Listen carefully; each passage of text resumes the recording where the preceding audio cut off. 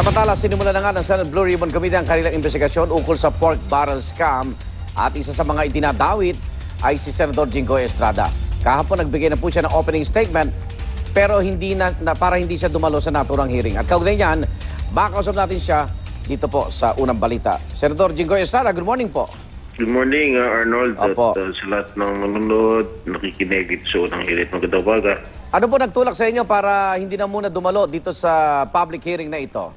Hindi. Unang-una, kasi isa yung pangalan ko sa mga nadadawit dito sa Di Manoy scam ng pork barrel. Siyempre, ako naniniwala naman ako pag nandun ako rin sa hearing, pa naman they might conceive my presence as deterring the resource persons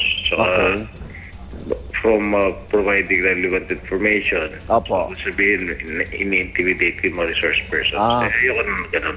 Pero sabi ho ni COA Chairman Pulidutan, nung mga nagdaang bahagi po ng unang investigasyon, napadalan ho ba kayo nung para kumpirmahin kung lagda nyo yung mga binigay dun sa kinukwestyong NGO, Senador?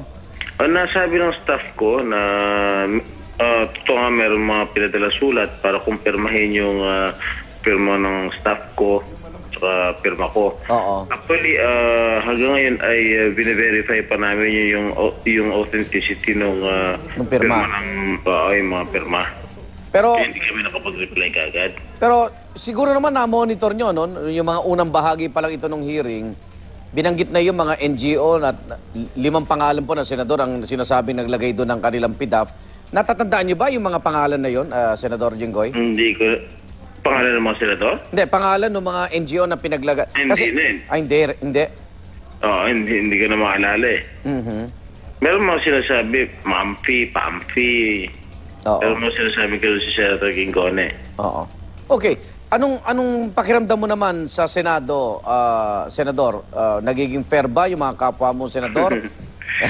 Ang ganda ng tawa mo kasi mismo si Senador, yung pumalit sa'yo, no? Majority Leader Alan Cayetano, mas mainam daw na humarap kayo sa hearing.